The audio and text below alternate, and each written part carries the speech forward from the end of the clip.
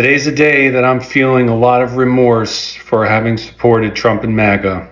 Let me preface by saying that I am not making this video to elicit any sympathy or any pity from anyone, but it's just, it's one of these days that it's a stark reminder to me about the remorse, regret, and some of the guilt that I feel over having supported Trump and MAGA, not just as a mere voter, but someone who was an activist, who was a pundit, who worked on the Trump campaign, who donated to the Trump campaign, someone who was an unapologetic and public Trump and MAGA supporter as I was. And as the president threatens war crimes and probably nuclear war, it's just a reminder for me that I made a mistake, and I would ask all of you out there who right now have MAGA friends and relatives, I think a lot of them are starting to feel some regret. I think a lot of them are starting to privately and quietly have their own doubts, their own confusion, maybe questioning their beliefs. Maybe they're feeling a little bit guilt themselves about having supported Trump. It's just, today's the kind of day that, it makes me think that I once supported the Republican Party, and perhaps it's cynical of me to say this, but the Republican Party will not do anything to Trump. Trump knows that. When I was in MAGA, it was a fantasy of ours to kill off the GOP and remake it and transform it into a MAGA party.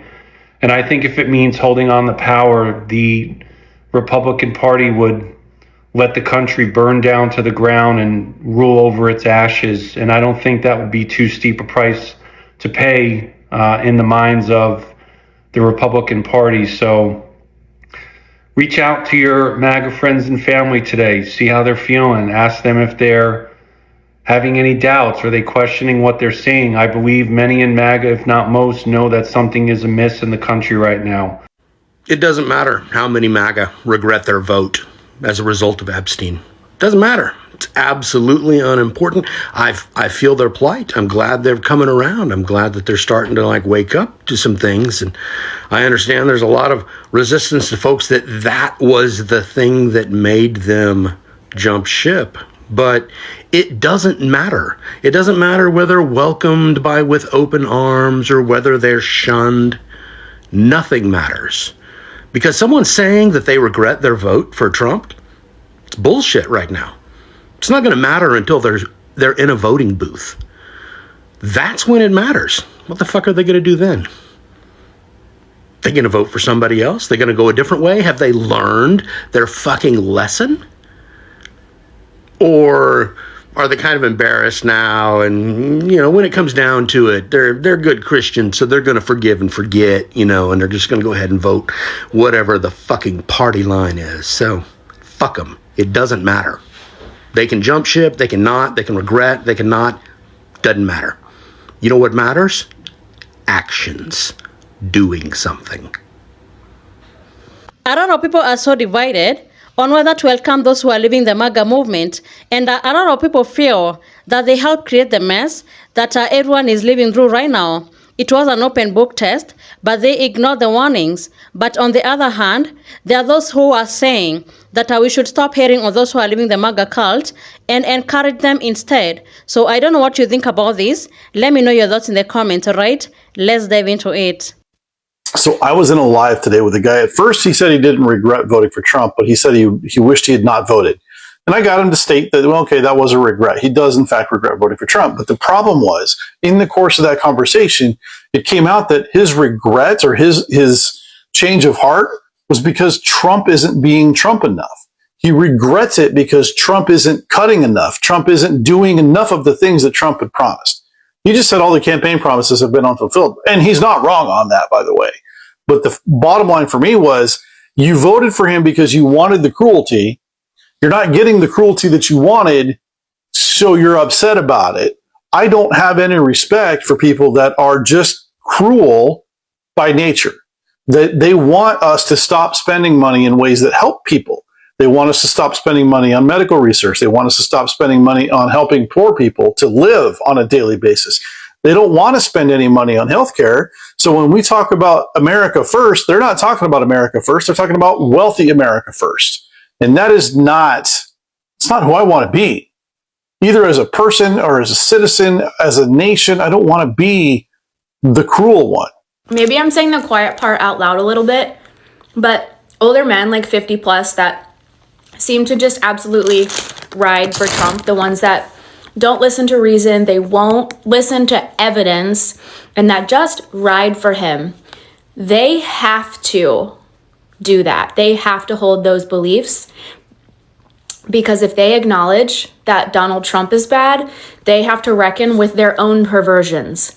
When we say Trump is bad for XYZ reasons, they immediately feel condemned and get defensive because they have participated in that same behavior their whole lives, and they've not yet been held accountable for them. And if they acknowledge that what Trump is doing is wrong, then that means they have also done wrong. And they are absolutely not willing to go there, nor do they have the capacity to. They don't have the tools to reckon with their own perversions. Therefore, they absolutely will not acknowledge Trump's. I spoke with a Trump voter who regrets their vote. And this is a story time about how I did not behave in the best way possible. We were talking, she says, oh, I regret it so much. I was at the airport checking in. She was helping me check in my dog. And she tells me that she regrets it, that this is a nightmare, what's happening. Because I guess in the airport, she also sees what's happening. And I told her, why? I was trying to engage, like, why'd you vote? Why didn't you vote for Kamala? Why'd you vote for him? Being a Hispanic Latina woman that she is, I'm always shocked, and I shouldn't be, and surprised. And she tells me, no, it's, I didn't like her laugh. I didn't like the way she laughed. And then I lost my shit. You didn't like the way she fucking laughed? What's wrong with you? Why don't you say the real reason? Why don't you say the real reason? I go, but now you regret it. Because I'm sure you have family members that are impacted by this too, it's just, I behaved in a way that's not like me. I'm not that, type of person. I try to be open. I try to be kind, but I couldn't. I lost my shit. I'm not proud of the way I behaved, but I couldn't stomach speaking to her anymore. And I have to check myself because that was the wrong way to behave. It was the wrong way to behave. I shouldn't have behaved that way. I should have. And it took me a bit to make this video because I was ashamed of my behavior. But I think all of us that voted the right way, that didn't vote for this nightmare, need to maybe be a little bit more understanding and open to the people that did vote this way and that regret it and that now kind of see the error of their ways. And it's easy to blame them. It's easy to just say, fuck yourself because you're responsible for this. But we need to be able to bring these people back into the fold, or else this is never going to change, So I doubt you'll ever see this because I'm not that big on TikTok. But if you do, ma'am, I apologize for the way I yelled at you and for the way I behaved towards you when you told me that, because I could tell in your face that you felt regret about it. And I should have behaved with grace, and I didn't. And I behaved poorly. And I apologize for that. And let's try and have a dialogue with these people that are now seeing the light, that they didn't expect these type of, she says, I never thought he would do this. He said he was just going to deport criminals. And, I just thinking about the shit she says gets me angry, but she's changed her mind. And now she wishes she had voted for her. Now she wishes she had voted differently. And I know you can't cry over spilled milk, but our behavior towards them needs to, at least the ones, not the ones that are still in the cult, but the ones that are coming out of it, we need to welcome them. And we need to realize we need them in order to hopefully change things in the midterms. And my behavior didn't help that. because I'm sure I looked like a crazy deranged person when I was, losing my shit on this woman. But I was angry, and I know we're all angry, and I know we're still angry. But if we start behaving with a little bit more grace, then and a dialogue, then maybe we can have some change, because we need everyone united. And I think when, hopefully people start waking up now that this isn't a right versus left thing. This is a top versus bottom thing. This is literally the oligarchs and the billionaire class versus everyone else. And newsflash, you're not an oligarch and you're not a billionaire. I know a lot of you MAGA cultists like to think, oh, I'm with them and I'm going to be one of them one day. You're not. So stop, licking their boots so much. I continue to see video after video of MAGA defectors. These are people who voted for Trump up to 3 times and now totally regret their vote. Whatever that line is, it's been crossed. For many people, it's the Epstein files. I continue to be slightly confused as to why that is the line. But it is the line for a lot of people. And some of the problems I'm seeing, and forgive me for saying this, comes from the left side, who are refusing to accept these people who no longer want to align themselves with Trump. There are plenty of people who are born and bred left-leaning. But there are so many people in this country who absolutely have not had the chance to deconstruct some of the propaganda they were raised with. And it's taken till now. So we have 2 options. We either reject those people or we accept them. And if we don't accept them, I think we're going to have a giant problem moving forward.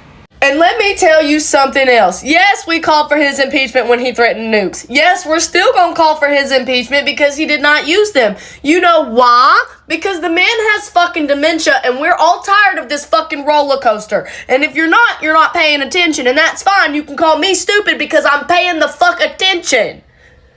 I'd rather be fucking paying attention in class than not know the fucking answers to an open book test. People who voted for Trump who now feel betrayed because he started this war with Iran, despite the fact he promised to not start any new wars and solve all our problems and bring our costs down. Guess what? We feel betrayed by you being so fucking stupid. Quick follow-up, are you 5 years old? Because typically only toddlers are so easily fooled. Anyway, I'm in a bad mood because I'm on a layover in Salt Lake City and I haven't slept, as you can probably tell by my swollen face. But hey, at least I didn't vote to ruin the fucking world. Waking up matters, but waking up late comes with consequences. Many former MAGA supporters are now saying they didn't sign up for the chaos they are seeing. They are shocked by the instability, the scandals, the economic pressure, the endless outrage, and the feeling that things are spinning out of control. Some truly believed they were voting for strength, prosperity, security, or change, but instead, many now feel they were sold an image rather than reality. And to be fair, admitting you are wrong is not easy. Pride stops a lot of people from ever doing it. Ego keeps people trapped. So when someone publicly say, I made a mistake, that does take humility. It takes courage to step away from a movement that may have become part of your identity, your friendships, even your family circle. Many people never reach that point. But here is the other side. A lot of Americans are angry for a reason. They want people for years. They said there would be division, instability, economic pain, and damage that would affect everyone. But many were mocked, dismissed, insulted, or called hysterical. Now that some MAGA supporters are finally seeing what others warned them about, those same people are being asked to simply forgive and move on. That's where resentment comes from. Because for many, this wasn't just about politics. It affected jobs, healthcare rights, relationships, safety, and trust in society itself. So when people say it's too late, what they really mean is you ignored the warning sign until it affected you personally. And it's true because some voters only reconsider when gas prices rise, groceries become painful, and when scandals become impossible to ignore. Waking up matters, but people want to see accountability. Accountability means acknowledging the damage. It means admitting people were hurt. It means understanding why trust was broken. And it means not pretending it was all just a misunderstanding. And politically, accountability means action, not just words. If someone says they regret their vote, what comes next? Do they stay home next election? Do they vote for stability?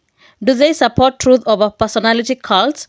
Do they reject fear-based politics and defend democracy even when it's uncomfortable? Because saying I was wrong is a first step, but living differently is a second. Regret without changed behavior means very little. So thank you so much for tuning in. Be sure to like, subscribe, and share. Have a good one. I'll see you in the next video.